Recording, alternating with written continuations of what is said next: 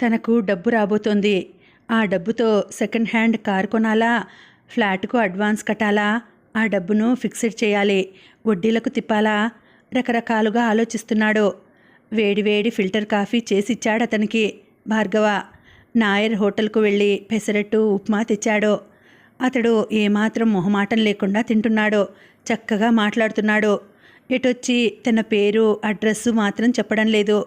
బహుశా ఏదైనా యాక్సిడెంట్ జరిగి జ్ఞాపకశక్తి పోయిందేమో అనుకున్నాడు భార్గవ.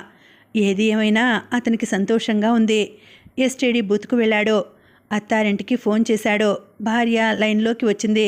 భర్త గొంతులోని యాంగ్జైటీ గుర్తుపట్టింది. ఏమండి, ఏమైనా విశేషమా? అవును. భార్గవ గొంతులో సంతోషం కనిపిస్తోంది. ప్రమోషన్ వచ్చిందా? పోనీ లాటరీ తగిలిందా? డబ్బుకు సంబంధించిన విషయమైతేనే భర్త గొంతులో అలాంటి